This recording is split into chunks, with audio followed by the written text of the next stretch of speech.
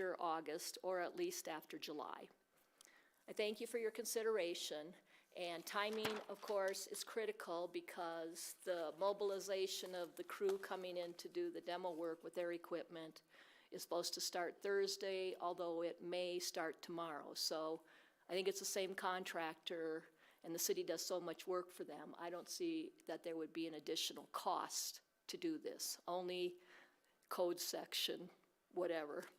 So, thank you. Denise, I'm sorry I didn't catch your last name. Diers, D-I-E-R-S.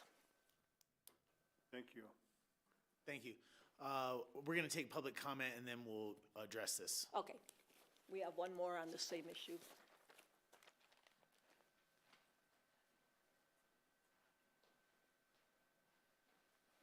Appreciate everybody's time today, and what a great day. Congratulations, Chief Ferber. Any day you get a new law enforcement officer, it's an exciting day for the community. Coming from a family of law enforcement professionals, I know just how challenging it can be to hire into those roles, so congratulations to the city. Please introduce yourself. My name is Jeff Alpert. I'm representing 101 East Hallam. Had my door open yesterday. Denise walked in, and we started talking about the construction. And I'm not going to lay it out like she did in some pretty good detail, but when we were talking about it, I just applied some common sense, and when I was thinking about it, it made a whole lot of sense what she was referring to. So I know the council does its best to work with construction and to work with weather patterns and the timing of things, and I think the city's been pretty thoughtful overall in how they've approached this project, which is great. It sounds like there's going to be some further discourse. So I just wanted to come here and make myself present, although I haven't lost any naps as I'm not a small child anymore. I do appreciate the council's time in really considering this issue. I know there's a lot that you have on your plate and that you're working through, and all I'd request just a common sense approach to this. I think there's a couple really good outcomes here for the residents there on Hallam and Garmisch as well. So with that, I'll let you continue the meeting here. Thank you so much. Thanks for coming in tonight. Sure thing. Other members of the public for public comment this evening? Your hand up? Come on up. Francisco.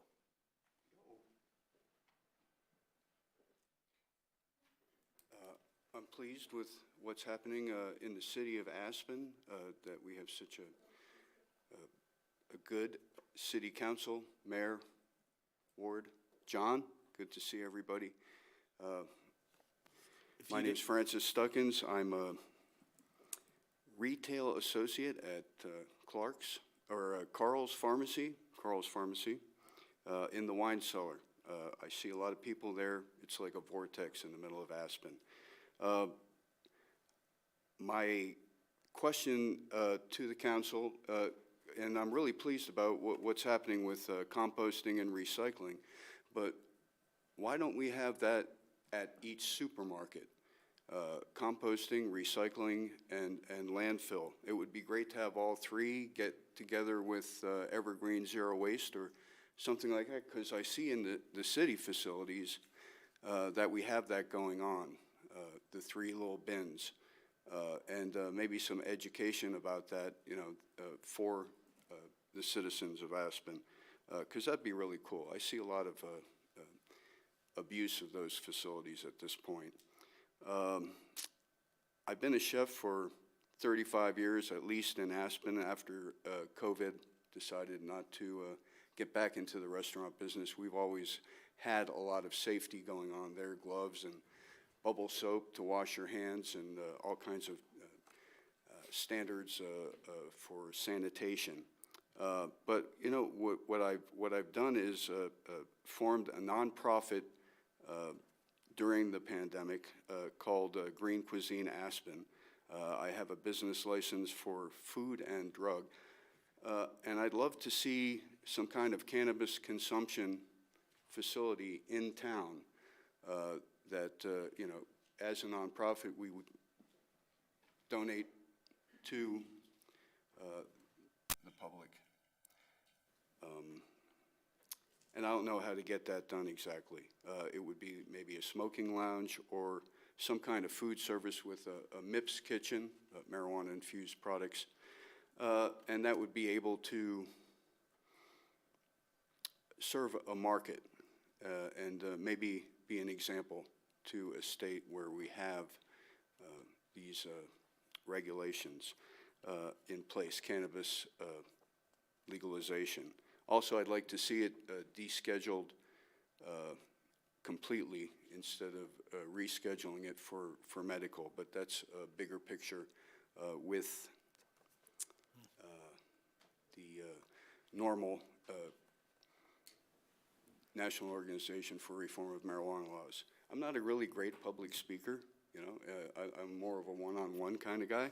I'm a writer at Aspen Words. I write science fiction, so I love to see a lot of things change and in reality too. But once again, y'all are doing a great job. Not that I say y'all often.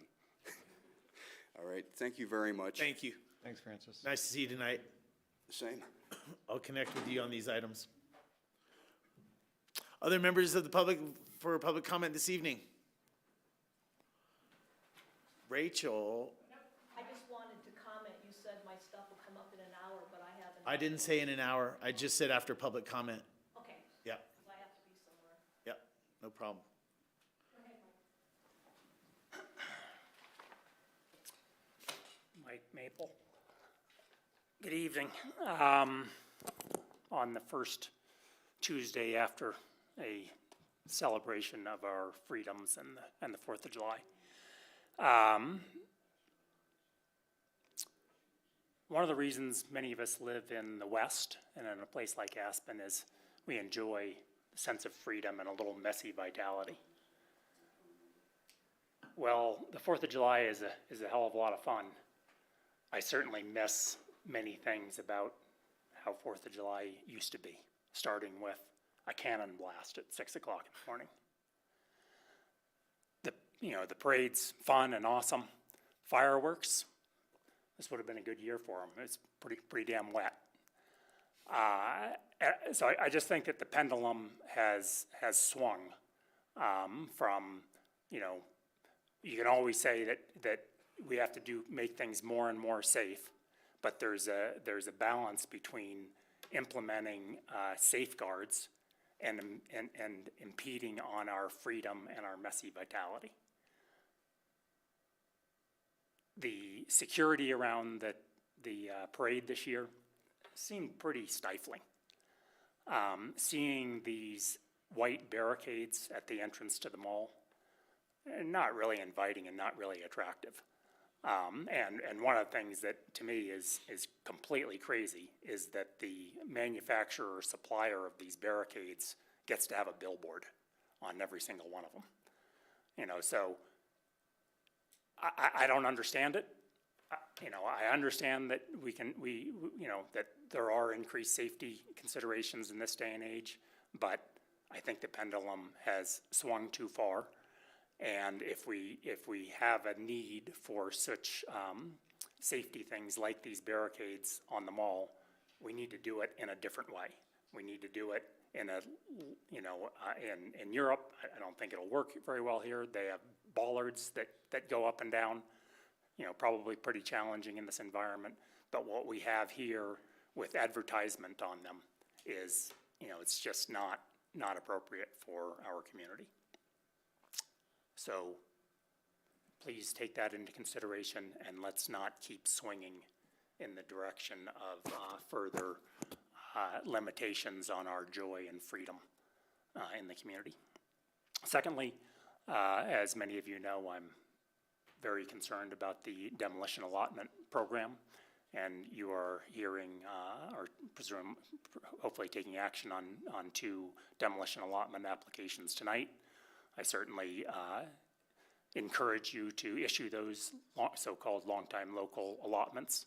However, the allocation of these allotments is just another reminder that this program is not working as perhaps it was intended and envisioned, and it is a huge impediment to the freedom of these families. I'm sure the applicant, I know a little bit about one of these applicants. Those are both scheduled for a public hearing, so No, they're not, they're action items. I'm sorry, I Yeah, thought I see so- them under public hearings? Yeah, Oh, no, they're scheduled under action. Thank you. Yeah, that's, Okay, go ahead. that's what I've thought in the Finish your past. too. comment. Yep. So, anyways, 1065 Cemetery Lane, it happens to be, a few hundred feet from me. Terrific that this family lived here for 35 years, but this process is painful.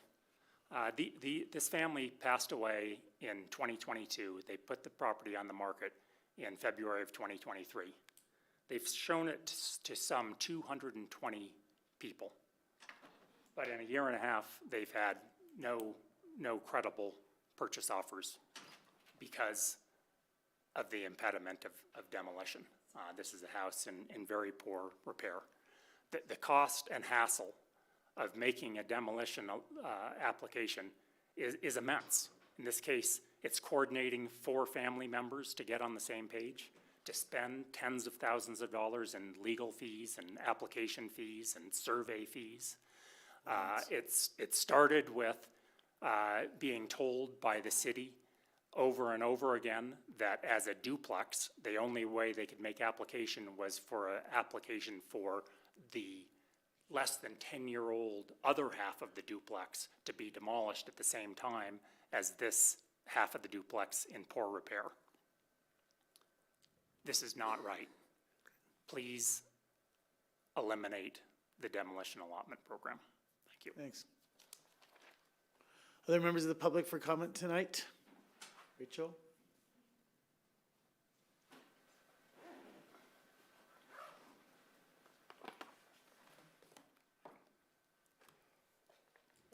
Well, no. I guess it doesn't matter too much. Thank you all for your time this evening. I know you have a full agenda. My name is Rachel Richards. I'm a 40-year resident of Aspen. We've all known that the Castle Creek Bridge has been deteriorating for quite a while.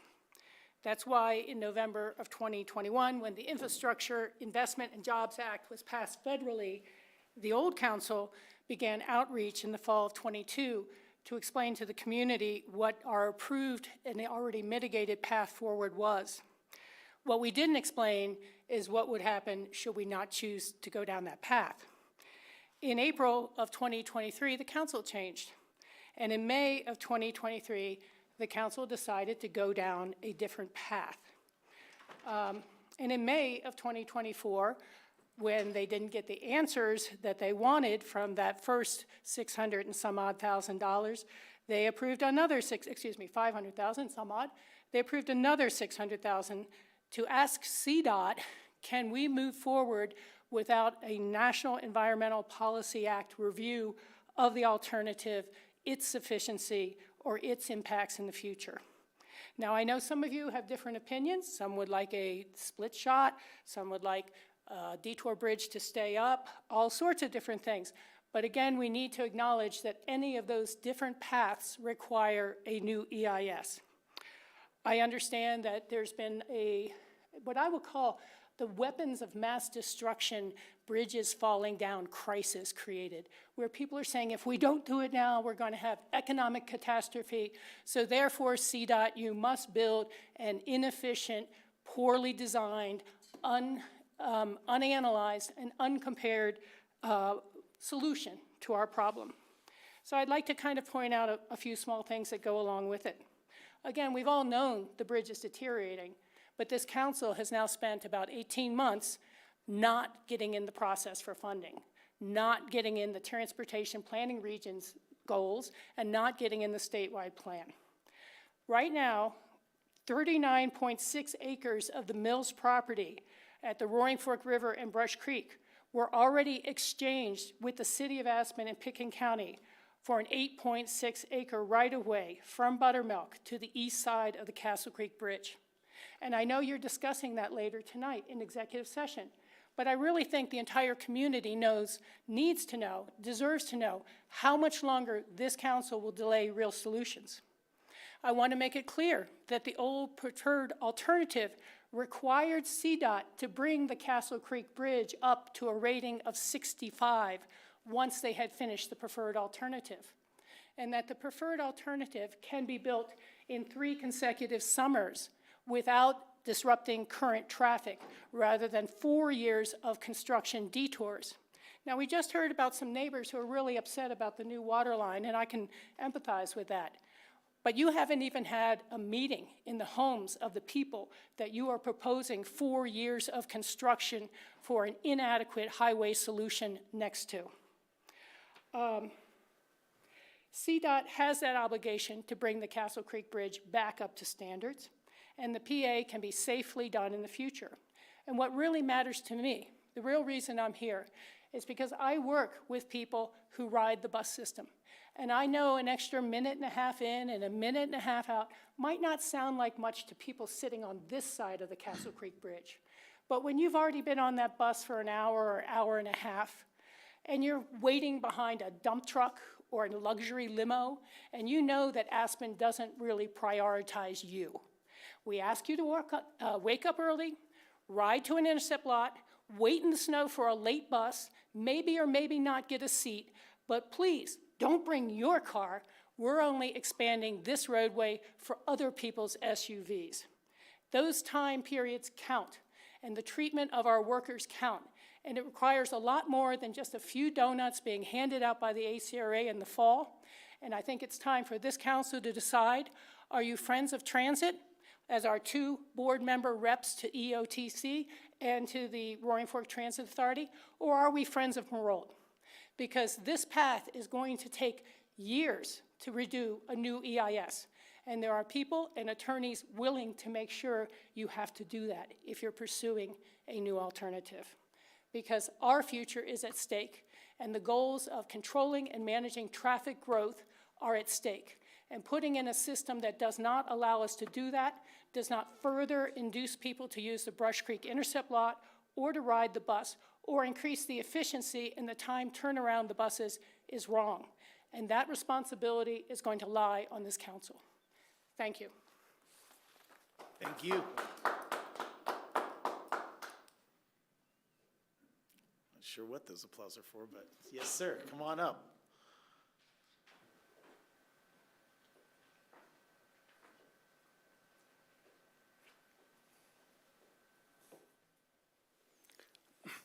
Thank you, Mayor Tory. Neil Siegel from Aspen. It's just dismaying to listen to these attempts to sow discord on the issue of replacing the existing Castle Creek Bridge.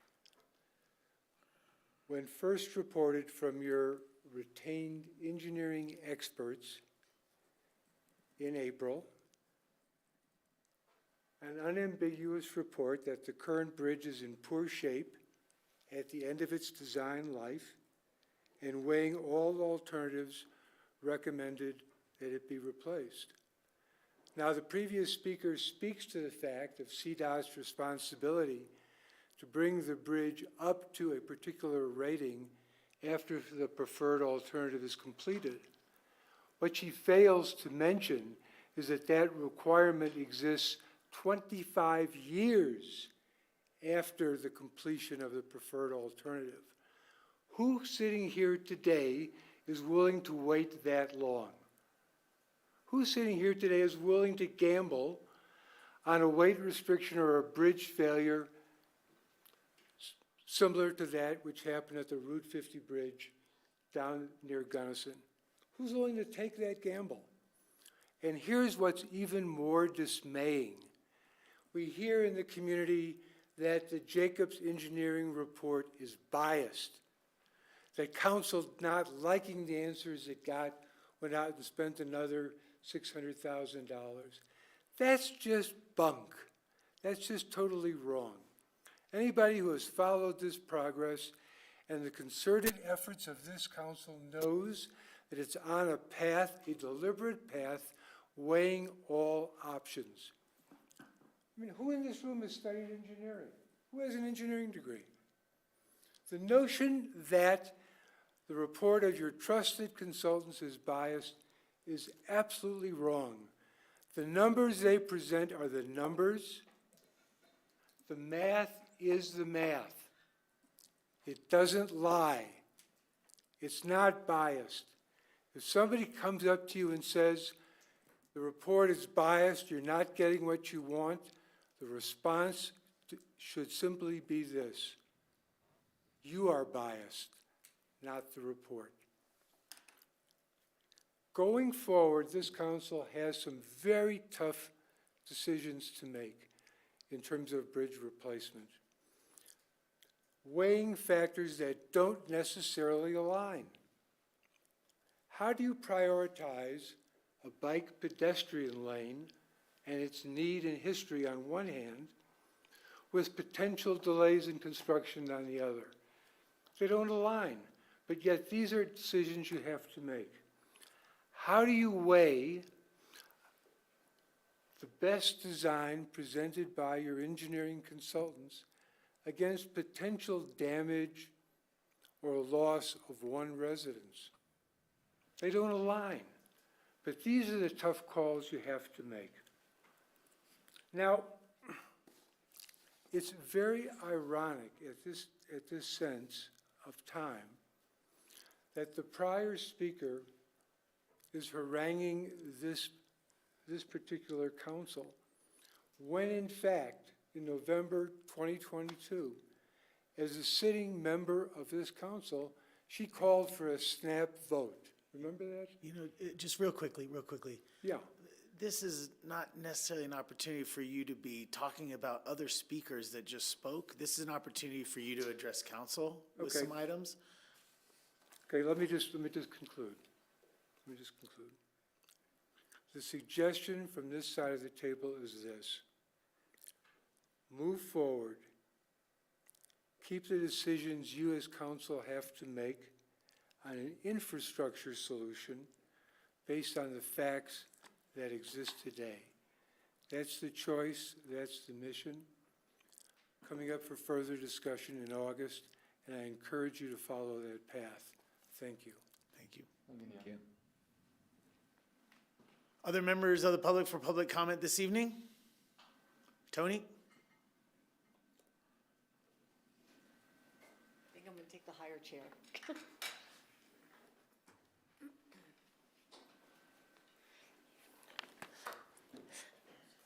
Hi, for the record, my name is Tony Kronberg, and first I'd like to give kudos to the City of Aspen, the Special Events Department, the Police Department, City Council for the 4th of July Parade.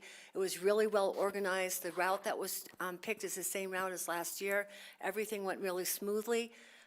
I hope to bring smiles to people's faces, not like, oh my God, so to speak. And then, as you know, everyone's concerned about the fire danger in the summer. And I just want to let you know that CDOT, after about 2 years, is now mowing the grass along the medians of the highway over by Cozy Point and Smith Hill Road. They got finished with that section today, the concern being that someone's going to flick their cigarette out. Then the third thing is that I submitted a request that your executive session tonight on the entrance to Aspen and the use of open space be converted to a public meeting so that the public can hear what you have to say, because it is a matter of really important consequences and concern to the community. But if you decide not to do that, and if you do go into executive session, what I would like to ask that you consider in your executive session is that we consider 2 bridges coming into Aspen. It's definitely needed with the volume of cars coming in, and when you look at the evacuation routes and the amount of time that it would take the citizens, the tourists, guests, worker bees to get out of Aspen, that it would be catastrophic in the loss of life if we can't get everyone out in a timely fashion. As you know, you have designated Rio Grande Park as a safe shelter area until the traffic gets out of town, but it could be anywhere from 5 hours to 24 hours. What I would like for you to consider tonight, as I said, are 2 bridges, and there'd be 2 S-curve bridges. I don't think it's been looked at. I think you're starting to talk about it a little bit, so that we would have no crossing of the Merolta open space. The alignment would come up to Cemetery Lane and then go to the right, and basically I've nicknamed it the Holden Bridge. So you'd have the Castle Creek Bridge and the Holden Bridge. You'd have 2 lanes going in, 2 lanes going out. And that would increase double the volume of the cars that you have. You wouldn't have to like do eminent domain and, like take away people's homes, so to speak. And then the other thing is, tonight, when you're looking at the use of the public open space, I know that what I just recommended is not part of the record of decision, but we've been kicking that can, opening the record of decision for 15, 20 years, and I believe that this council has the wherewithal that if that needs to be done, that you're going to make the right decision to come up with the right plan. And so I encourage you, if you have to reopen it, you need to reopen it. And then the other thing is that, as I said, this new alignment would not interfere with the Merle to open space. It'd just be another S-curve coming in. And then also, as you know, the Jacobs report has got some preferred alternatives listed in the appendix at the very end of it. One of the things that's not included in there is an aerial connection. If you could take a look at that, the use of the open space for an aerial connection that would go from Ruby Park to Brush Creek, stopping up for the airport, Highlands, Truscott. But I wanted to thank you. As everyone tonight has said, you have a tough job, but I have confidence in this council that you're going to make the right decision and you'll get it moved forward and that something will be done. Tori, it may not be completed while you're in your term of mayor, but you will set in stone what needs to be done. But thank you so much, everyone. Thank you, Tony. You're welcome. Thank you. Any other members of the public for public comment this evening?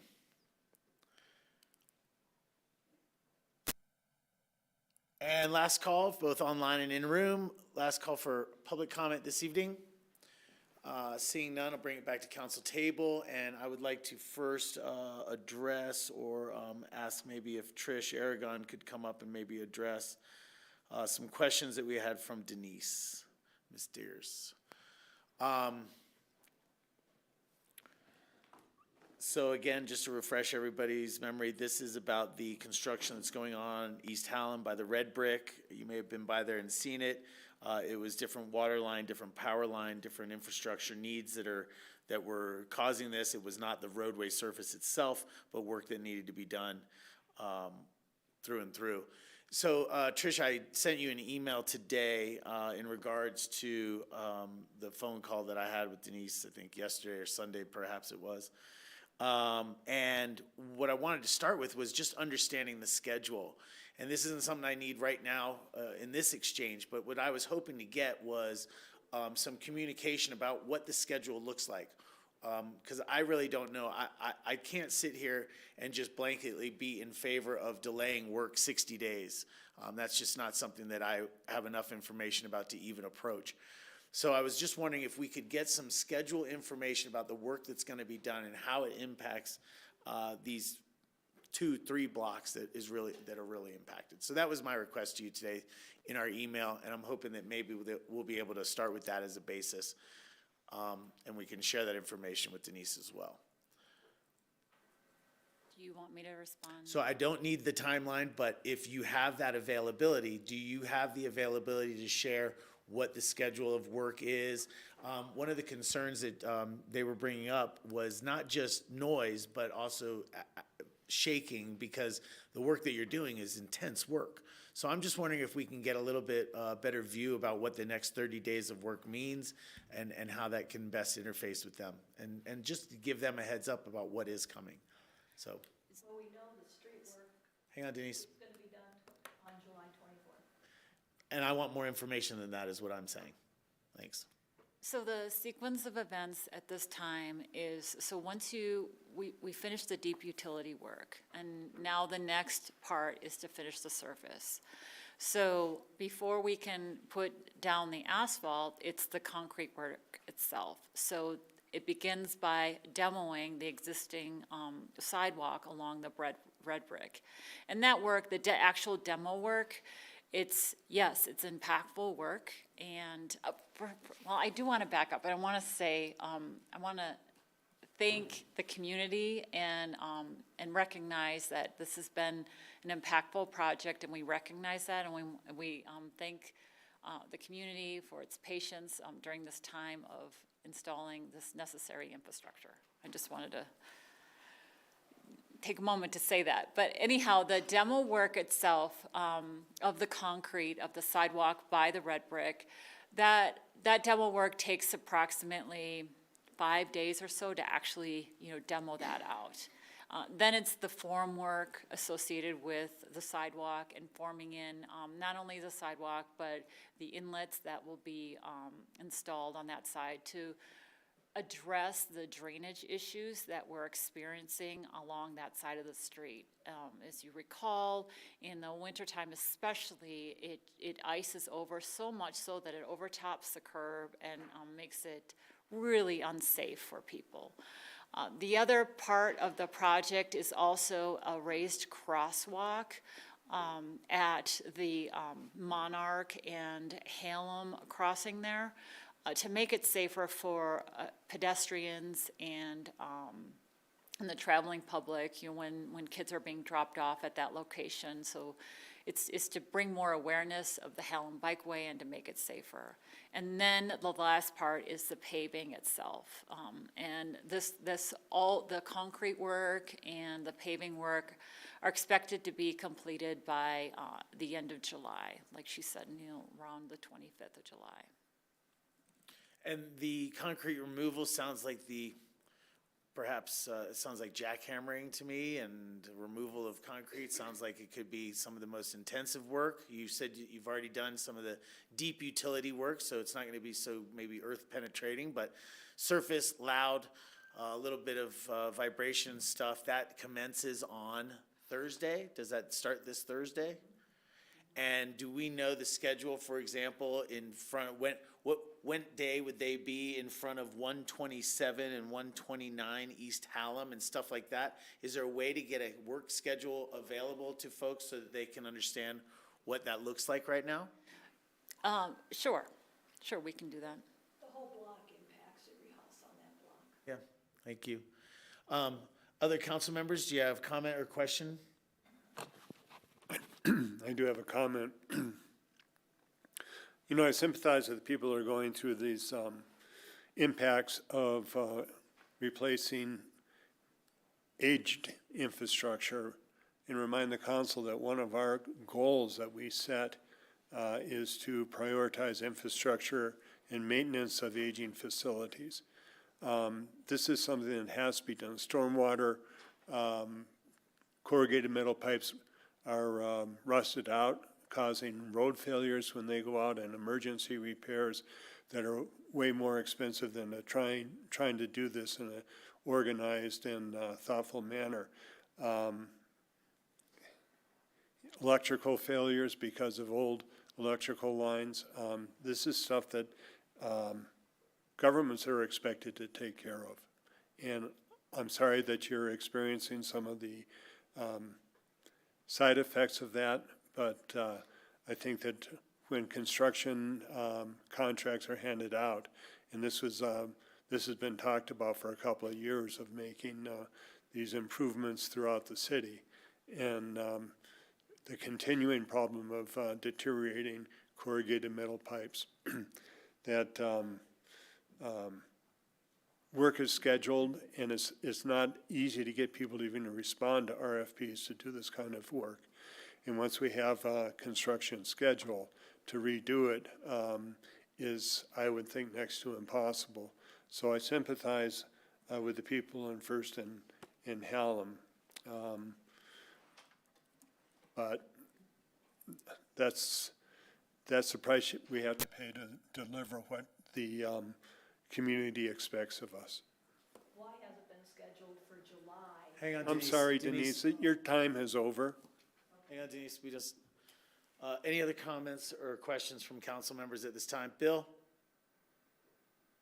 Yeah, I agree wholeheartedly with Ward's statement. I certainly empathize with the pain that it causes, but a very dangerous precedent to try to satisfy adjacent neighbors' schedules, and it's never a good time for anyone who's impacted by the effects of infrastructure upgrades and right-of-way upgrades and things like that. And it's unfortunate, but it's the reality of it, and impossible to accommodate everybody's needs. Thanks. Thanks, Bill. Okay. So again, what I'd love if we could share a little bit more detail around the construction schedule, so they might have the ability, if there's any opportunity for them to plan or have it in consideration, that'd be great. Denise, once you receive that schedule, then let's connect again, okay? Okay, I don't think the schedule, I already know this, for this extra work to finish up this project. We're not complaining about, the infrastructure work is. I understand. It's just, why are we being scheduled July every year in the busiest months of the summer? Well, I'll guarantee you one thing, it won't be next year. Are you sure? I am. That I can Then in promise. writing to give to my returning renters again? Yeah, possibly. After you get the schedule from Trish, let's connect back up. You met her the other night, Evelyn, at the gallery. Thank you for calling. All right. Thank you. Thanks, Trish. If you can just get that information to her so that we can kind of connect more. Thank you.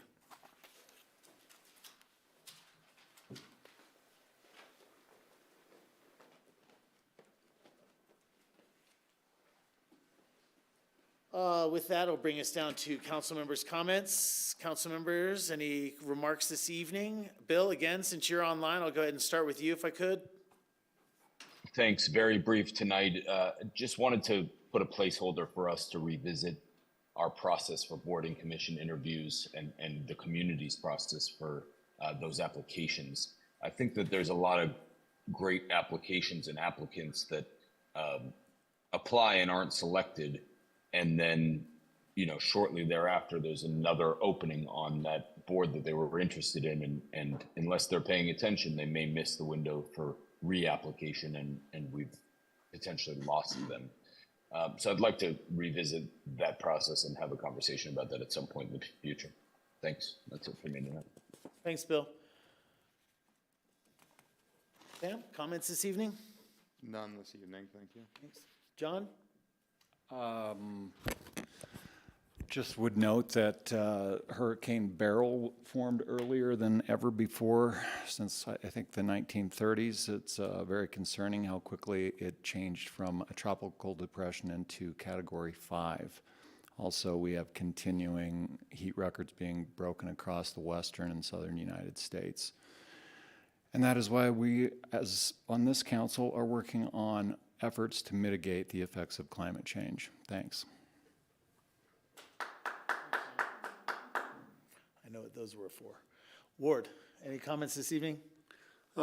Just briefly, that we've had a few emails, and Tony requests that we open up the ETA executive session for a public session.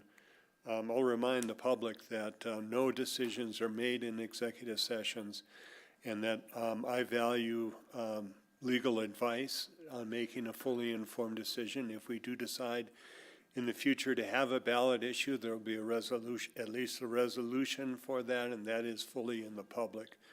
All of the alternatives are being studied, and I don't know of anybody that says that Jacob's study is biased, but I think it studies the S-curves only, and that the preferred alternative has to be balanced against it. It's not an easy decision, and I hope that once a decision is made that the community can live with it and move forward, because further delays just increase the possibility of, as Neil Siegel pointed out, a failure like the Middle Bridge on 50.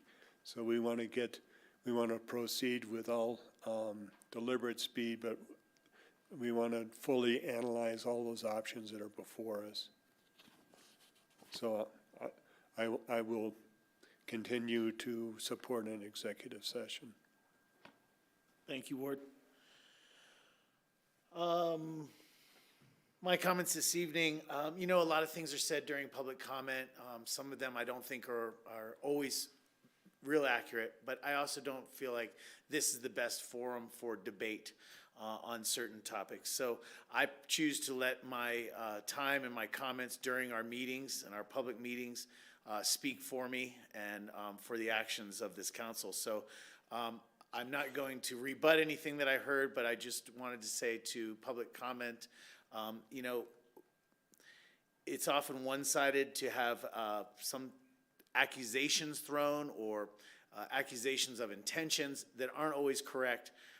And please forgive me for not rebutting some of those at the moment and here at the table, but I prefer to let my public record during meetings speak instead of just one-offs and conversations during public comment. With that, I just wanted to say a couple announcements that I've been asked to share with the public. It is long known as a tradition, if you will, that cops love donuts. And it's somewhat true.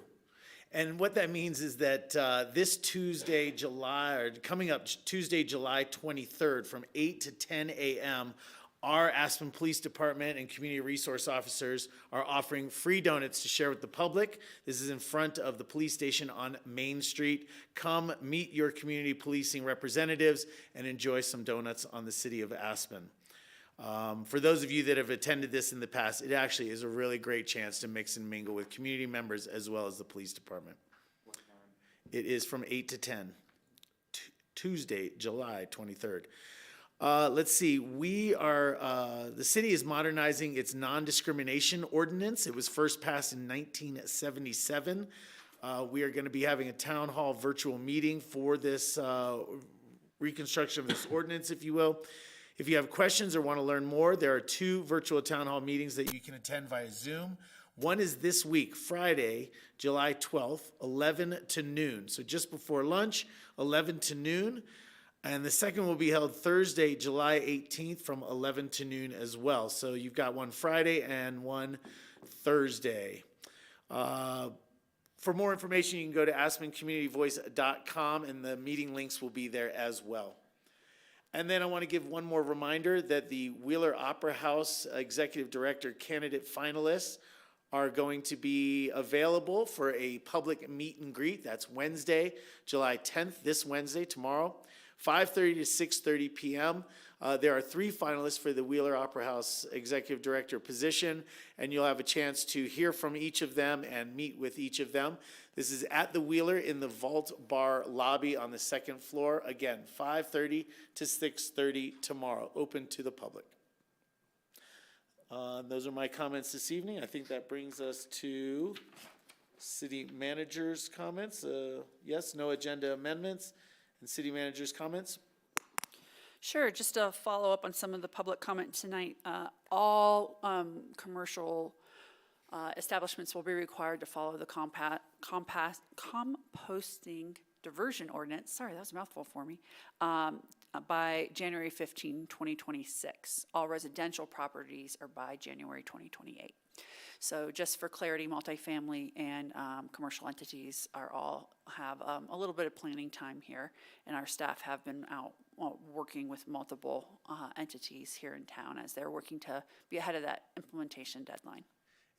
Thank you for saying that. I wanted to take just a brief moment. You know, I live in the downtown core, and I see a lot of our alleyways and a lot of our solid waste process in there. I just wanted to say I am extremely impressed with the restaurants that have taken to the composting as they have.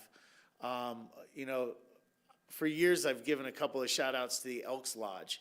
And I've always used the Elks Lodge as a great example because let me tell you, if the Elks Lodge can do it, anybody can do it. Somebody understands what I'm saying. Yes.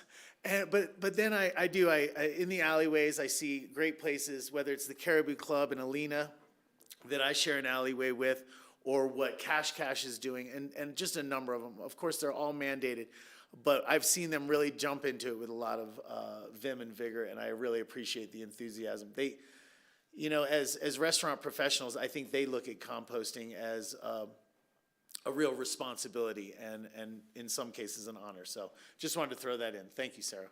And it feels like we're not throwing anything away. Nice. I have no other comments this evening. I have a question, Sarah. I spoke with Bill Lynn about those devices to protect the malls from traffic. And I think he said that they were coming down on the 10th or sometime real soon. Yeah, so they're put up before Food and Wine and they come down after July 4th. They usually would come down this week. There was just a scheduling matter that prevented the vendor from returning, and so they're there one more time. Secondly, I've already spoken with staff about the lack of local signage over those barriers, so that it would not be advertising for the barrier company. So that's oversight on our part about who was supposed to order those signs, whether it was Food or Wine or whether it was the city. So we accept that was an unacceptable level of service, that marketing information was still out there. I'm hopeful for a long-term solution that is getting into a much bigger conversation about full redevelopment of the malls to do that. And unfortunately, we have had vehicles errantly run into these spaces. So it is not an unknown condition for our community to do that. And we have been providing the additional barricading. And when we say by barricading, we place heavy equipment at certain intersections where the potential risk to life from an errant vehicle is the greatest, to help protect people. And so this is certainly perhaps a change for people who've been in the community for a long time, but I will tell you, this is actually, Aspen adopted this practice very late compared to most communities who produce events of our caliber. Thank you. The real key there is the long-term solution. You know, we keep waiting for the mall redevelopment in order to put in some of these more discreet bollards, so we will get there sometime. Thank you, Sarah. Any board reports? We just had a work session last evening that had a board report update, so I don't know that anything happened this morning. No, we've got a RWAPA event tomorrow and Board of Health on Thursday. Yes, as well as a RAFTA meeting on Thursday. Are you going to be at RAFTA virtually? Okay, great. That'll bring us down to our consent calendar. Consent calendar tonight is resolution number 72. This is adoption of the 2024 updated Affordable Housing Strategic Plan. Resolution number 74, Stormwater System Condition Assessment Contract. Resolution number 75, Aspen Nordic Trail System Snowmaking Study and Design, and the draft minutes of June 25th. Are there any items that people wish to pull for further discussion? 74. 74. Any others? We will start with that then. Resolution number 74, Stormwater System Condition Assessment Contract.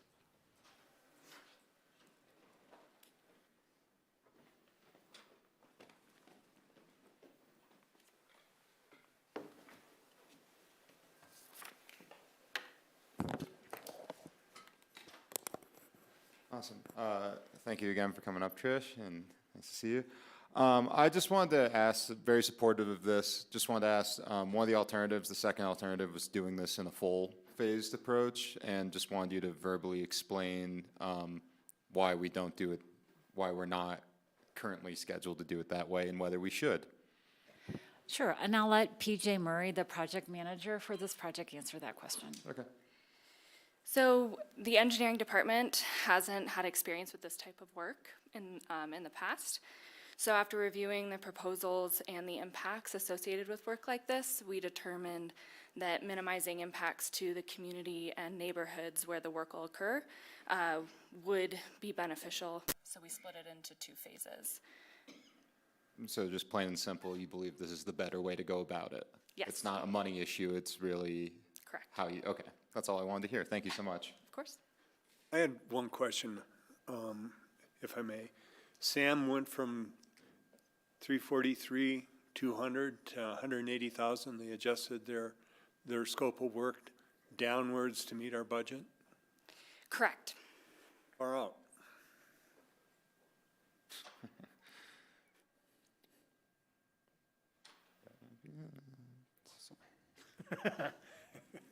All right, I think that's all the questions. Okay. Thank you, guys. I'll make a motion. I'm just wondering if I had any questions here. Yeah, you know what, I might as well just talk about this real quickly. Can I have a quick moment with Resolution 75? This is the snowmaking.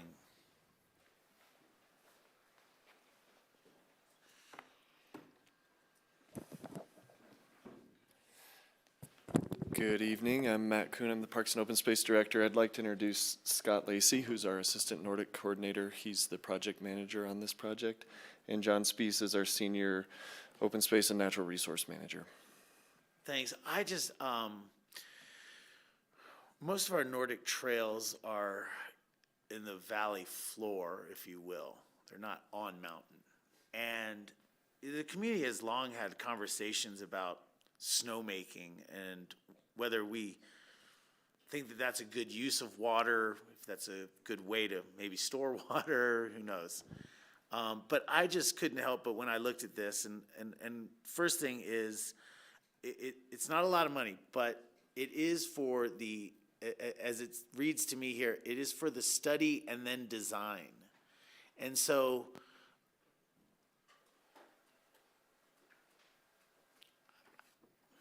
has there been much conversation around this concept? I think if this came up 10 years ago, people would have gasped and said, "Are you kidding me?" So how's the read for you out there? It sounds pretty interesting to me.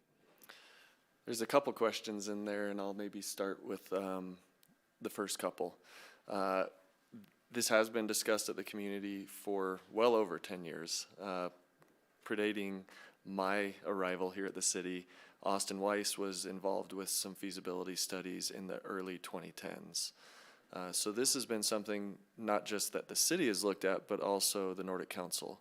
And just as a reminder for this council and anyone watching, the Nordic Trail System is funded by Pitkin County. The city of Aspen is the operational arm of that, and so our staff are the ones out grooming, and most of our operations are based through City of Aspen, although all the expenses are reimbursed from the county. Snowmaking is not something that we are approaching on a whim. It's been discussed for about 5 years increasingly at the Aspen Snowmass Nordic Council table, and ultimately that group commissioned a higher level feasibility study about 2 years ago, and as a result of that study, it's guiding this further analysis. The second question I heard was about the design of this, and I don't want to suggest that at the completion of this project we have a shovel-ready design.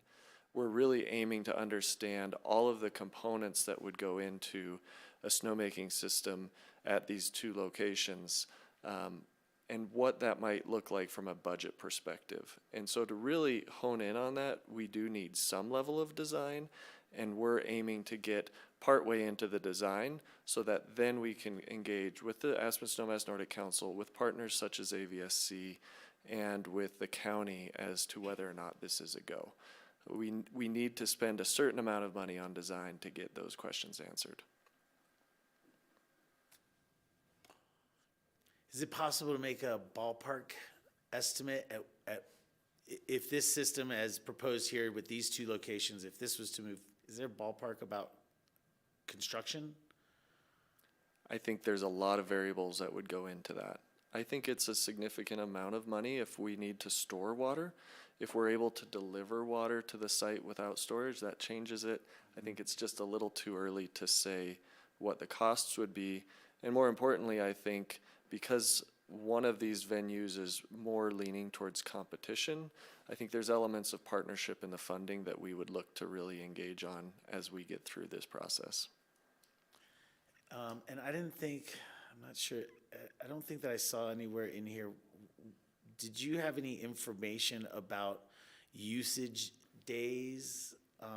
You know, what have we seen for these two areas as far as usability, and I assume that's why we are even talking about snowmaking. Yeah, both of these two nodes represent our highest use areas. One is a high use area for programs with our youth race programs and competition. That's the Moore Ball Fields and the AVSC Clubhouse area. The other is where we see our highest concentrations of beginners. That's immediately adjacent to the Aspen Snowmass Nordic Center. Because those two nodes serve substantially different needs within our Nordic trail system, we want to look at snowmaking at both those locations for those kind of divergent needs. So during this study and design process, I think that would be interesting information to bring back. I'm trying to think of even just this past winter. If I recall correctly, it was maybe a slow year to get on the Nordic trails, especially at the golf course. And then I'm wondering if they made it to the end of their season and in what shape. You don't have to answer that now. Maybe when this comes back, that kind of information would be helpful. We can answer that now. Sure. It was a slightly slower start on the golf course. The majority of the trail system struggled throughout the winter with maintenance, but it was open the vast majority of the season, and the golf course specifically, we typically try to go till the end of March, and I think we closed March 26th, so maybe 5-6 days early. There, okay. And I just want to maybe buffer a bit data related to Nordic. Because our Nordic system is so integrated in the community, it's very difficult for us to fully assess user numbers because someone could access one point and then never cross our counters. We've installed counters periodically throughout the trail system to get an idea of what trails see certain usage, but it is in no way comprehensive for us to understand, the total users. Short of using cellular data or other things like that that we haven't done yet, we're unable to get like a comprehensive user estimation. John, you're a representative on the Aspen Snowmass Nordic Council. Do you have any light to shed on this? Yeah, I do think this is necessary, especially for our kids in the Nordic program. It'll save them from having to travel farther afield like Grand Mesa or West Yellowstone to train. And I think the Fifth Mountain, as the Nordic system is known, is more highly utilized than anybody imagines. I think this is super important. Yeah, I was on the Aspen Snowmass Nordic Council for a few years, and this has been discussed for a long time. And one of the aspects is that some of the early season races could be held on this man-made snow where other parts of the state don't have snow. So that would be a real attraction and an edge for our Nordic racers. Another issue that was brought up was being able to shade some of these trails from the sun, that it's being done in Europe a lot, and to protect the snow. I know early season, you may not need it, but a couple of years ago, there was a very limited man-made track up at the high school. And then the following year was lots of snow. So and as I recall from my discussions years ago, and I don't know if this is still accurate, but snow could be available after ski companies done making snow for Highlands. But I'm supportive of this. Thank you. Thank you, guys. Appreciate all the information. Thank you. Thanks, gentlemen. I'll make a motion to pass the consent calendar. I'll second. We have a motion and a second. Any further discussion? Could we have a roll call vote for the consent calendar this evening? Counselor Doyle? Yes. Counselor Guth? Yes. Counselor Howenstein? Yes. Counselor Rose? Yes. Mayor Tory? Yes. Consent calendar passes this evening with a vote of 5-0. That brings us down to action items. Resolution number 69. This is in regards to demolition permits, and this is a request for the local demolition allotment.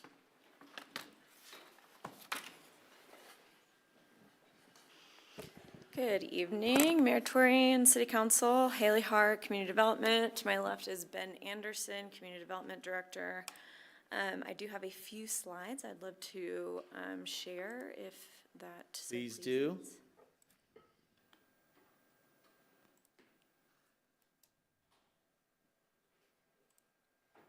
Super. So yes, we've got two longtime local demolition allotments.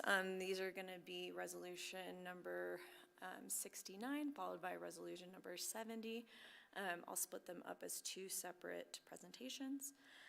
The first property in front of you today is 1065 Cemetery Lane, Unit A. This is a duplex zoned R15 on the corner of Picken Mesa Drive and Cemetery Lane. Do note that the demolition allotment request for this property is only for Unit A of the duplex. The current owner of the duplex is the estate of H.E. and Paula Ritchie, which is managed by their children, as both H.E. and Paula are no longer with us, and they are seeking a longtime local demolition allotment for the subject property.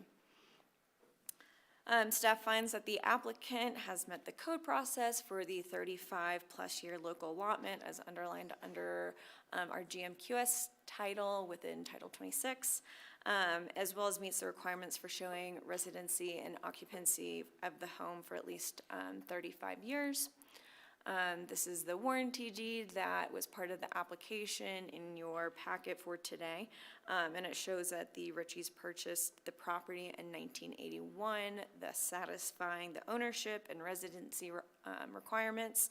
They have held ownership of the property for 43 years. And currently, the city has two available longtime local allotments. So staff does recommend that council approve the first resolution, number 69, series of 2024, granting one of those two available longtime allotments. Thank you. Council members, questions? The last parent died in 2022. Correct. And I think the memo said that you have the heirs were living in it since 2022. They have been managing the property. I don't know if they have been living in it, but they have had ownership of it. I do know that they were trying to figure out what to do with the property because there was, I think, 4 children. Sarah, I don't think is here actually, who is their representative? Sarah's online. Oh, she is, okay. Sarah might be able to answer that question if she's available.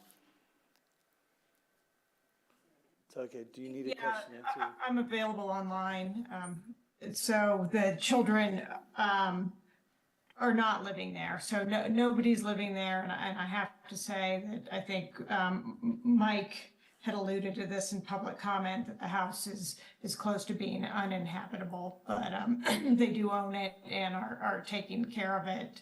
But other than that, it's currently unoccupied.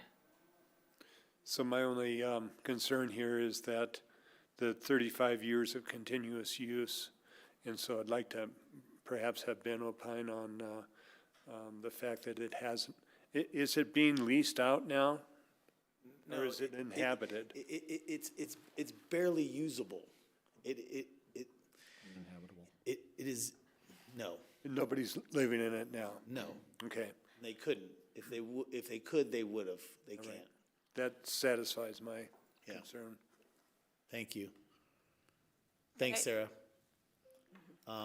Thank you, Tori. Yep. Yeah, for full disclosure, I mean, I know this property, I know this family, has no direct relation to me in my decision-making here, but. John, you have questions? No, just comments. Go right ahead. Yeah, full disclosure, I know this property, I know the family, no serious connection to them, though that will affect my decision. I think this is an easy decision for us to make. This obviously falls under the 35-year guideline, and that's what the 2 extra demo permits were designed for. So I will support this. Thanks, John. Any other questions? Bill has his hand raised online. Thanks. Bill? Thanks. Question for Ben and Haley. I know it's a little premature and a little more general than just this specific allotment, though I don't think that we've seen this scenario play out yet, at least.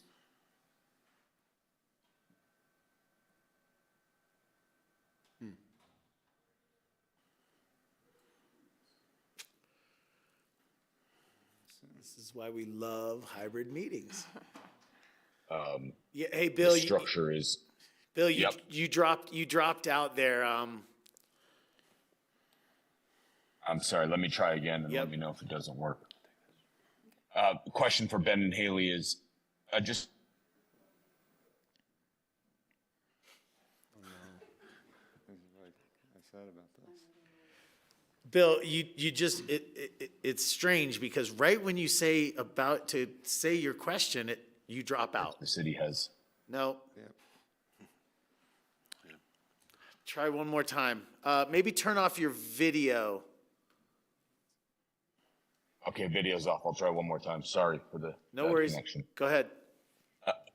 Ben and Haley, question is, and more of a statement is, I want to make sure that we're thoughtful about the condition that the structure is left in if half of the structure is demolished and the other half remains under separate ownership. I don't think we've seen that scenario too many times. I don't know if it's totally a private matter between the two owners or if the city can be involved in that, but to whatever extent we can, I think we want to be thoughtful about it. I would say that we have had half of a duplex, oftentimes duplexes, typically they're under separate ownership. We have had duplexes come in under separate ownership that have applied for a singular demolition allotment. We have had a half of a duplex, in this case, come in for a demolition allotment. In both cases, a single demolition allotment will cover both scenarios. In terms of the eventual building permit for this, it would require HOA approval for the demolition of this particular unit and certainly the reconstruction of the unit to take its place. So ultimately, it does become a negotiation and a conversation between the two owners about the pursuit of the eventual building permit. Thanks very much. Thanks, Bill. I'm good on this one. Make a motion? Yeah, I'll make a motion to pass resolution number 69, series of 2024. I'll second. Motion and a second. Any further discussion? Could we have a roll call vote for resolution number 69, please? Counselor Doyle, Yes. Counselor Guth, Yes. Counselor Howenstein, Yes. Counselor Rose. Yes. Mayor Tory. Yes. Thank you. Next item, resolution number 70. Okay. So this is for the second, the second property in front of you today is for 1345 Sage Court. This property is a single-family residence zoned R30. This is right off of Cemetery Lane, ironically right across the street from the property you just saw. The current owners are Jeffrey and Diane Lizotte, and they are seeking a long-time local demolition allotment for this single-family residence. Thank you. And again, the staff finds that the applicant has met the code process for the 35-year local allotment. They have additionally met the requirements showing residency and occupancy for the home at minimum 35 years. Again, here's the warranty deed dated from 1988, thus satisfying occupancy of the home for 36 years. And we now have one local allotment left for the long-time local demolition allotments. So staff does recommend that council approve Resolution 70, granting the fourth local property owner demolition allotment. Thank you very much. Do you have questions? Yeah. Do we know what the condition's like of this home? The other one's uninhabitable, so. So the condition of the home is not currently part of the staff criteria, so that's not something that we're looking at during the application process, so I do not personally know the. That's totally yeah. fair. We just talked about the last one being uninhabitable, and I just point out again, it's not based off criteria. It's nice that they've lived in this a long time and meet the criteria that we've, as council said, over 35 years, but I think it's a shame that it's not, I don't like this program to begin with, but I think it's a shame that it's not based off any criteria otherwise, and that this could be, for all I know, a spec demolition permit for an eventual sale. I'm just speculating there, but it's just one of the nefarious commoditization of this program that I think is unfortunate, but I do support this moving forward. Any other comments? I hope you guys enjoyed the house while you had it. Yeah. All right, take a motion. I'll make a motion to approve resolution number 70, series of 2024, request for local demo allotment. I'll second. I have a motion and a second. Any further discussion? Could we have a roll call vote for resolution number 70, please? Counselor Doyle, Yes. Counselor Guth, Yes. Counselor Howenstein, Yes. Counselor Rose, Yes. Mayor Tory. I'm a yes.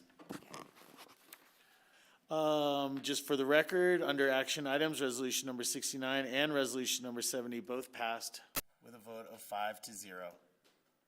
Mr. Mayor, if I may? You may. Thank you.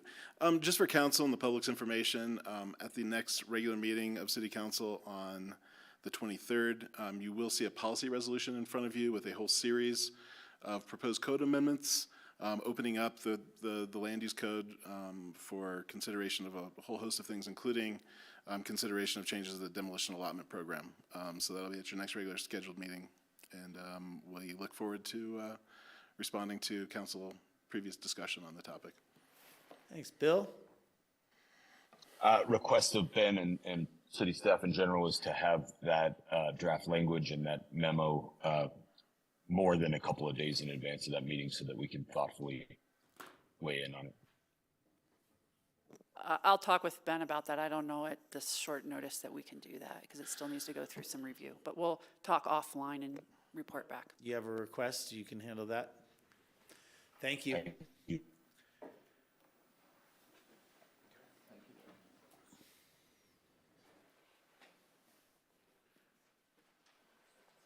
Jim, would you like to put your microphone in front of you? And Mr. Mayor, thank you. Staff's requesting the council go into executive session pursuant to CRS section 24.6.402.4B, conferences with an attorney for the local public body for the purpose of receiving legal advice on specific legal questions. The specific items of discussion tonight will involve the following. Conference with the city attorneys to provide legal advice regarding issues associated with the interest to Aspen and the use of city open space. I'll expand that statement to include a specific question that will be discussed, and that is whether a citizen vote would be required if the alignment of a proposed entrance crosses on or over city open space in a manner other than as approved in the 1996 ballot question, including an alignment suggested and approved as the preferred alternative in the record of decision. Also discussed tonight is for the conference with the attorneys legal advice regarding issues associated with code enforcement and potential code amendments, including considerations in light of the Supreme Court decision in Grants Pass versus Johnson. It's the U.S. Supreme Court, as well as consultation with the attorney regarding the potential litigation and settlement proposals involving Gurdon LLC and Burlingame 3. If council goes into executive session, the executive session will be recorded and the recording will be maintained will be maintained by the clerk for a period of not less than 90 days. Thank you. I move we go into executive session. Seconded. Second, any further discussion?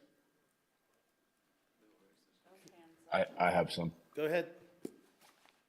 I'm not going to vote against this tonight, but I'm not super comfortable with executive session on this topic and many other topics, as I've voiced my opinion on multiple times in the past. And if there's any way to avoid executive sessions or limit executive sessions, I should say, on topics in the future, I would be much more comfortable with that and request that we limit it to whenever and explicitly when necessary. Thanks. Thank you, Bill. Well, Mr. Mayor, I would also state that that we will convene the executive session in electric pass downstairs. I do not recommend that we come back and consider anything in public session, that if any further considerations for resulting from executive sessions to be convened or be raised at a future meeting. Okay. For the public, we will be, if council so chooses to go into executive session, we will be going to our conference room. We will be adjourning the meeting from there. No decisions are made in executive sessions or afterwards, so we will not be coming back onto GrassRoots for our adjournment. Could we have a roll call vote for executive session, please? Counselor Doyle? Yes. Counselor Guth? Yes. Counselor Howenstein? Yes. Counselor Rose? Yes. Mayor Tory? Yes. All right. Bill, we will see you on the other link in just a little bit. Thank you, as always, to GrassRoots. We appreciate all the members of the public that came to speak at public comment. We want to continue to encourage members of the public to join us here at City Hall for our regularly scheduled meetings for public comment. It is more than welcome. Thank you again. Have a great evening.